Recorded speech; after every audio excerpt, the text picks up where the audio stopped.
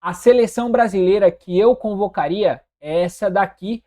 E vou discorrer um pouco sobre essa convocação que deve acontecer aí no dia 18, numa segunda-feira, pensando aí no que deve ser uma Copa do Mundo talvez um pouco turbulenta para a seleção brasileira.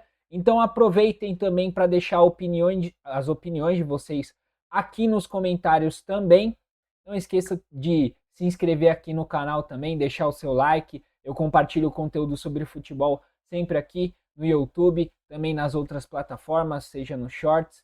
Enfim, eu deixo minhas outras redes sociais aqui na descrição do vídeo também.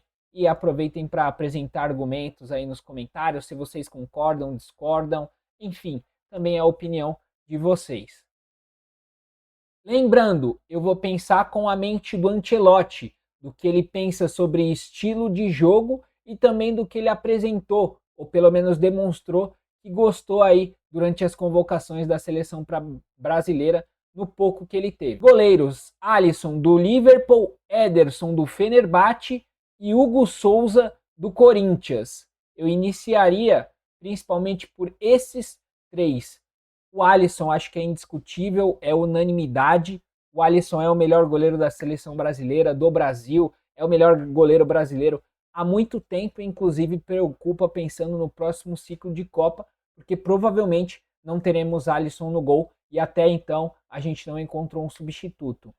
O Ederson, acho que é basicamente o que deve servir ali o Ancelotti, foi o goleiro durante todo esse ciclo. Eu acho que é uma convocação questionável pelas atuações que ele vem tendo, pelo que, né, a gente pelo menos tem como base aí do Ederson no Fenerbahçe, mas ainda assim foi o goleiro reserva de todo esse ciclo, do ciclo passado, então acho que muito por conta disso deve ser o reserva imediato do Alisson.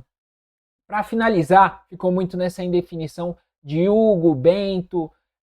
Acho que muito do Bento a gente vê durante todo esse ciclo. Ele é um goleiro completamente promissor e tem tudo para deslanchar na carreira. O início de ciclo dele, o início de ciclo da seleção brasileira, ele fez muita parte, esteve lá e acho que foi bem, inclusive até com o Dorival naqueles amistosos de Espanha e Inglaterra. Então acho que foi um ciclo bom. Mas as recentes convocações e recentes atuações do Bento tornam a convocação dele, acho que um pouco mais questionável. No entanto, enquanto ele, né, vivia esse momento de oscilações, Hugo Souza passou a ser um nome que ganhou muita força e acho que inclusive até por isso o Ancelotti optou por testar ali entre um e outro.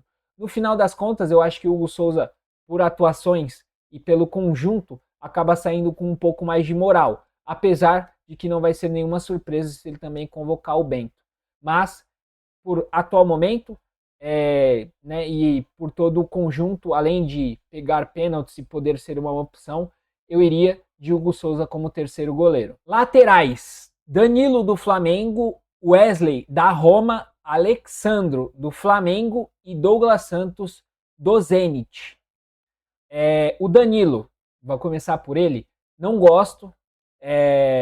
Acho que as atuações dele com a camisa da seleção brasileira apresentam certa inconstância. Ele nunca foi uma unanimidade na seleção brasileira, apesar de ser uma liderança no vestiário, e acho que muito por conta das atuações dele. E apesar disso, a maioria dos treinadores gostam, como o Ancelotti gosta, e já garantiu que ele vai estar na Copa, até por conta dele fazer uma função que eu diria que é importante, principalmente pelo estilo de jogo do Ancelotti. Ele costuma fazer um lateral como quase terceiro zagueiro e além disso também pode servir como uma opção como zagueiro também para compor a linha de zaga. Então pensando num Brasil mais ofensivo, ele pode servir como opção para saída de bola e aí do outro lado a gente vai escorrer sobre Wesley. Me agrada ofensivamente, acho que é um momento bom, um lateral que pode fazer tanto a esquerda quanto a direita, então já faz mais de uma função e até por conta disso deve gostar muito o Ancelotti.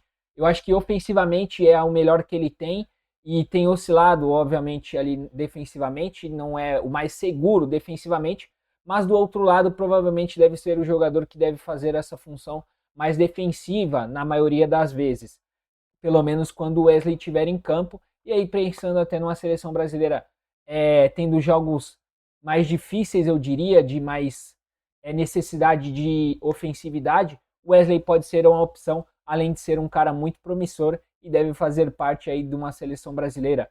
É claro, pensando em próximo ciclo, até porque, como eu disse, é promissor e vive uma boa fase aí, tem tudo para despontar na Europa. Alexandro, outro que eu não concordo, mas que deve sim ser convocado, principalmente pela falta de opções que a gente tem hoje lá na lateral esquerda. Não acho que vive sua melhor fase, já viveu inclusive bons anos, tem um ótimo currículo e acho que principalmente defensivamente é um jogador muito bom. E além disso, ele é equilibrado ofensivamente. Então, né, por falta de opções também, porque até o Alexandre já tem uma idade um pouco mais avançada, acredito que deve ser a última Copa dele, mas pelo que apresentou pelo menos o Ancelotti, deve ser aí o nosso lateral reserva. Isso porque o lateral titular deve ser o Douglas Santos. Acho que são características que gostam e bate com o que gosta o Ancelotti. É um lateral que é equilibrado defensivamente e ofensivamente, e ele pode fazer as duas funções, até porque se tiver o Danilo na outra lateral direita, ele pode ser esse cara que vai jogar mais avançado. E aí, se ele tiver ali com o Wesley do outro lado, ele pode ser esse cara que vai jogar mais recuado. Então entrega, né, esse equilíbrio ofensivo e defensivo que gosta o Ancelotti e provavelmente deve compor essa lista também. A linha de zaga: Gabriel Magalhães do Arsenal, Marquinhos do PSG, Bremer da Juventus e Alexandro do Lille. E aí, pelos argumentos, eu acredito que Gabriel Magalhães é uma unanimidade total. É o nosso zagueiro canhoto titular e deve ser provavelmente. Fase, Arsenal, finalista de Champions, tudo culmina para Gabriel Magalhães ser uma unanimidade e titular absoluto dessa equipe. O Marquinhos, acho que vem numa decadência física e técnica, a idade está chegando realmente, provavelmente deve ser a última Copa dele. Tem sido o capitão do PSG, a gente pode questionar muito das atuações dele, mas deve ser indiscutível também o titular ali, até pelo que apresentou o Ancelotti, pelo que gosta o Ancelotti. Deveria ser o Militão, eu acredito eu, se o Militão estivesse bem, mas no final das contas, Marquinhos deve ser também compor ali a linha titular de zaga. Continuando, eu acho que o Alexandro do Lille é o que mais tem capacidade para ser o reserva imediato do Gabriel Magalhães. Na minha opinião, um zagueiro canhoto que veio como novidade, todo mundo se questionou, e a partir do momento que ele entrou ali no lugar do Gabriel Magalhães, compôs muito bem a linha de zaga e conseguiu corresponder. A gente questiona até as atuações dele recentes, né? Mas ainda assim acho que foi o cara que apresentou segurança para conseguir ser o reserva imediato do Gabriel Magalhães. Deus me livre se acontecer alguma coisa, mas acho que até para estar ali de bate-pronto, acho que foi o melhor jogador aí que a gente teve como zagueiro canhoto e opção. Seguindo, né, acho que é indiscutível também que o Bremer deve ser o reserva imediato, se não até brigar por uma titularidade com o Marquinhos. Acho que quando esteve apresentou segurança, né? A gente também questiona algumas das lesões que vem tendo o Bremer.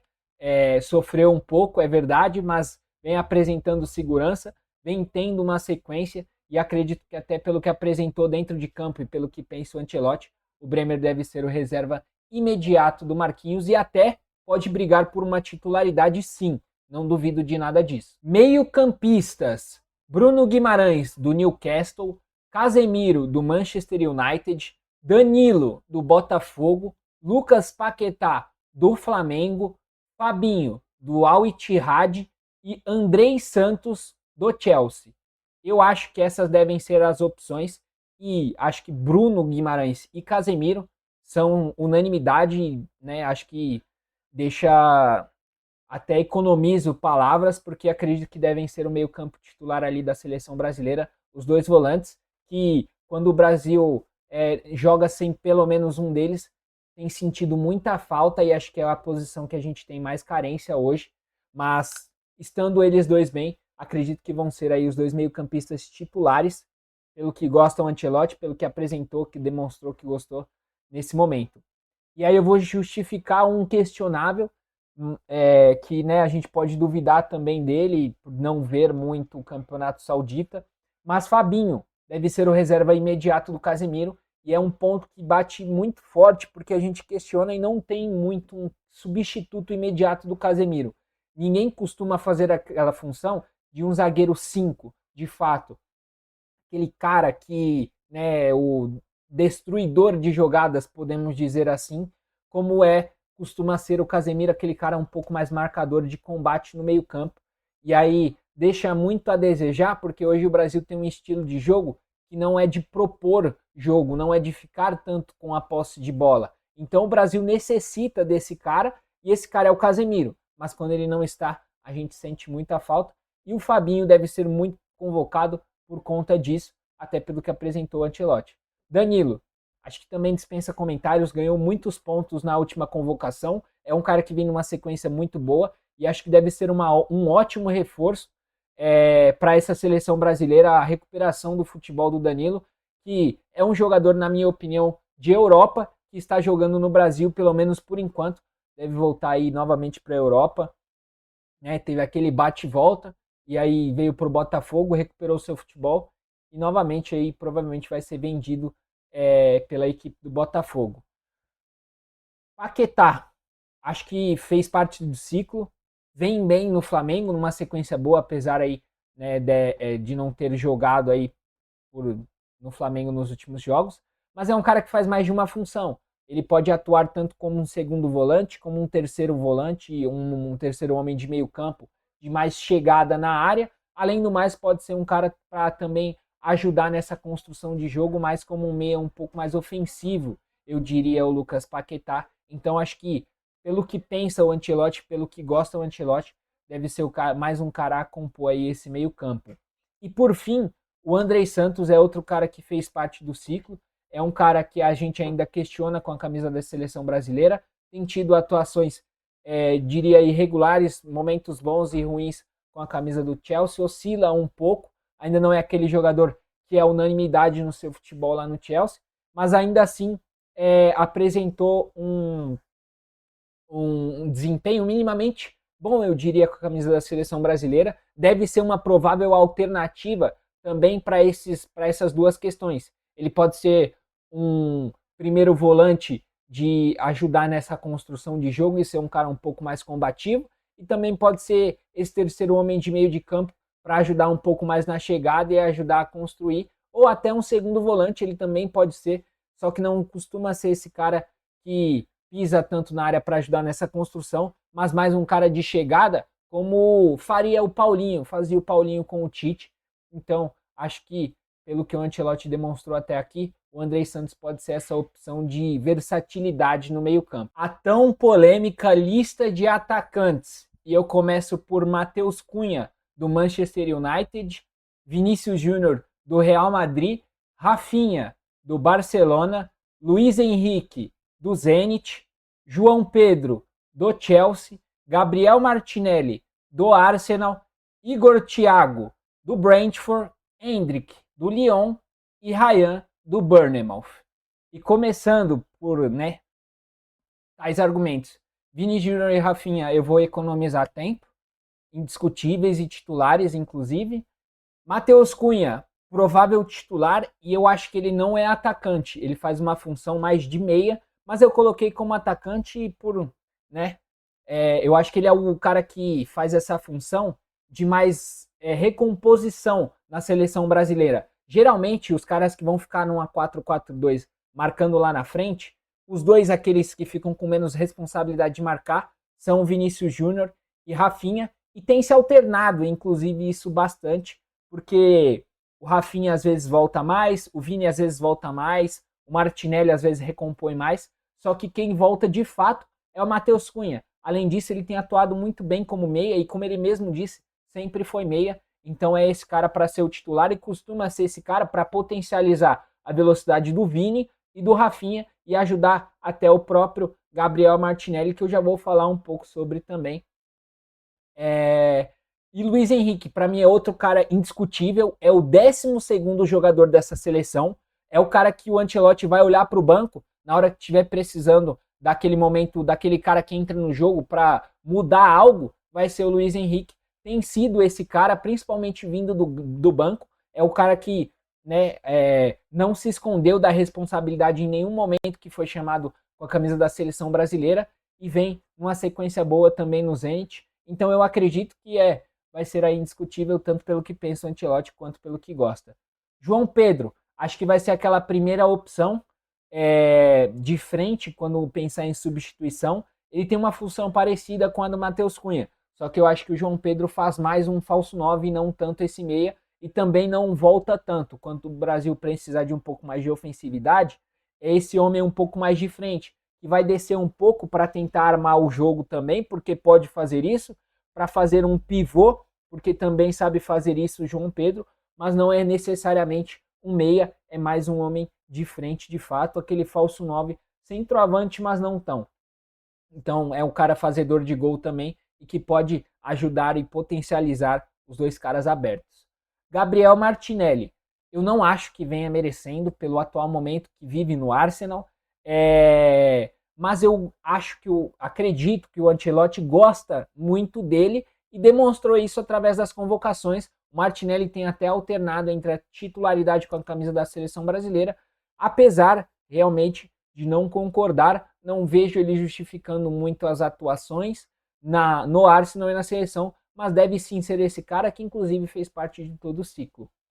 Igor Thiago, acho que vive um grande momento. Quando esteve na seleção foi o cara que assumiu a responsabilidade naquele pênalti para fazer o gol, apesar daquele momento fatídico que a gente teve, que não deve acontecer em nenhum momento, eu critiquei inclusive isso, não deve acontecer em nenhum momento aquela vaia, porque apesar dos apesares de não ser o seu jogador favorito, é o cara que está ali representando a camisa da seleção brasileira, e independente se é o seu jogador favorito ou não, se você gosta mais dele ou daquele, não acho que deve ser esse tipo de comportamento da torcida dentro do estádio, mas acho que isso é outra pauta. Enfim, acho que justificou, tanto pelo Brentford com a camisa da seleção brasileira, o momento e a convocação, e deve ser esse homem mais diária se o Brasil precisar de mais um centroavante, estilo a moda antiga, daquele que você coloca ele no jogo para pensar numa bola aérea, em um Brasil um pouco mais nervoso, através daquele Bumba Meu Boi. Igor Thiago deve ser essa opção. E falando em opção para o ataque, para ser esse homem mais de frente, Endrick, eu acredito que deveria ser esse cara, mas eu não acho vai ser o cara que vai ficar de fora, provavelmente, para a entrada do Neymar, e eu já falo um pouco sobre o Neymar também. Eu acho que vindo do banco, também é aquele cara que você olha e que você vê que ele pode mudar sim o jogo para a seleção brasileira. Foi assim quando ele esteve com o Dorival, teve poucos momentos aí com a camisa da seleção brasileira com o Ancelotti, mas foi inclusive esse cara que o Ancelotti olhou para o banco e falou: pô, esse cara pode mudar o jogo, e foi isso que aconteceu no último amistoso da seleção brasileira. E é um cara que tem um poder decisivo muito bom, que vive um bom momento no Lyon e vem justificando a expectativa que a gente sempre botou em cima dele lá na equipe francesa. Então, não acredito que ele vá, mas eu acho que ele deveria ser esse cara que o Ancelotti olha para o banco e fala: ele vai entrar e vai decidir, vai conseguir me ajudar de alguma forma. Pode fazer mais de uma função. Ele pode jogar pelo lado aberto, fazendo um segundo atacante, pode ser esse homem mais de área que ajuda a construir jogo também e potencializar os dois pontas. E eu acho que é uma opção que deveria ser indiscutível, mas infelizmente não é unanimidade. E por último, Ryan. Pode-se questionar diversas coisas, mas eu acho que é uma grande opção o Ryan. É um jogador que pode atuar tanto pela esquerda quanto pela direita, pode ser até um falso 9, tem essa mobilidade, é um jogador que faz um ótimo ano desde o Vasco, e o início dele no Bournemouth, apesar de estar disputando um novo campeonato, de se adaptar a uma nova cidade, de estar no Bournemouth, no campeonato inglês, é um cara que conseguiu justificar sim a convocação que teve, atuou pouco, mas eu acredito que foi sim bem quando foi chamado, e é uma outra ótima opção para pontas. É um cara que com certeza, pelo nível que vem mantendo, deve estar na próxima Copa, no próximo ciclo. É um cara que deve se manter aí também com a camisa da seleção brasileira, e que eu acho completamente justificável a convocação dele, apesar, é claro, de não achar que ele esteja, mas é o cara que eu também convocaria, que pode trazer essa qualidade a mais para a seleção brasileira. E a tão, né, consagrada pauta Neymar. A minha opinião é que é a mesma de Danilo e Alexandro, só que ainda apresentam argumentos plausíveis para manter os dois no elenco. Eu acho que para Danilo e Alexandro não vem apresentando o futebol que um dia já apresentaram, e eu concordo plenamente com o argumento usado. Não acho que vem bem nessa sequência, não acho que deveriam continuar sendo convocados, mas existe uma certa justificativa. No caso do Danilo, eu acho que o que justifica um pouco a falta de opção e, além do mais, ele fazer mais de uma função. O cara que era para estar no lugar dele acabou se machucando, na minha opinião, que é o Éder Militão. Então, muito por conta disso, eu acho que vai acabar sendo convocado o Danilo por apresentar esse argumento plausível. E o Alexandro, acho que bate um pouco na falta de opção, tem sido esse cara durante o ciclo, né, de ser convocado. Não acho que vai ser titular, deve ser um reserva aí para compor sim, mas provavelmente será a última Copa. Não concordo, mas acho que faltou opção. E aí, né, apresentados esses dados argumentos, eu acredito que o Neymar deve sim ser convocado. Eu acho que ele deve compor essa lista assim de 26, deve estar na lista. Porém, eu não convocaria porque eu acho que a gente vive muito um saudosismo em cima do Neymar. Indiscutivelmente, não se discute a qualidade que tem um jogador. Porém, a gente já vê que perdeu um pouco daquela poder de decisão, principalmente no Santos. Perdeu as atuações Neymar, acho que vem tendo atuações completamente normais com a camisa da equipe alvinegra. E a gente justificar a convocação dele apenas e exclusivamente pelo ponto do saudosismo, porque no que é o que consegue justificar a convocação do Neymar para ter tanto esse calor do público e impedir o jogador na seleção brasileira. Só o que explica é o saudosismo. Por quê? Hoje, a maioria dos espectadores da seleção brasileira não conseguem ver dentro da seleção um jogador que consiga despontar e que você fala que vá decidir. Apesar de existirem esses caras que a gente deveria contar. No caso, são o Vinícius Júnior e o Rafinha, que acho que são os principais exemplos. E aí, por a gente não ver essas atuações de alto nível com a camisa da seleção brasileira, a gente vai se apegar ao cara que mais recente conseguiu fazer isso e hoje não está mais. Assim como a gente pega no saudosismo sobre a seleção de 2002. O pessoal que viu a seleção de 2002 hoje olha para a seleção e fala assim: ah, mas no meu tempo tinha tal cara, esse cara aí era um monstro, que isso, que aquilo. E não, né? Acho que a gente não vive o mesmo tempo de 2002 e hoje são os novos tempos. A gente vê sim que tem caras completamente qualificados com a camisa da seleção brasileira, mas o futebol é totalmente outro. Já se passaram um certo tempo, o Brasil já não consegue mais essa predominância, eu diria, diante do futebol. E aí não é só o talento que consegue ser predominante dentro de campo. Não é apenas e exclusivamente o talento que vai conseguir definir uma partida, apesar de ele também fazer parte e composição para ajudar também nisso daí. Acho que tem que ser aliado a talento, taticamente e coletivo, para conseguir se aliar a um bom jogador. E no final das contas, esse é o futebol hoje. Essa é a seleção brasileira que deveria estar, né, tendo essas características, apesar aí de críticas e tudo mais. Mas esse, na minha visão, é o meu argumento para deixá-lo de fora no caso. Eu não, como eu falei, eu não discuto o talento do Neymar, todo mundo sabe que no final das contas pode ser o cara que vai decidir um jogo com um toque na bola. Mas será que vai acontecer? Porque pode.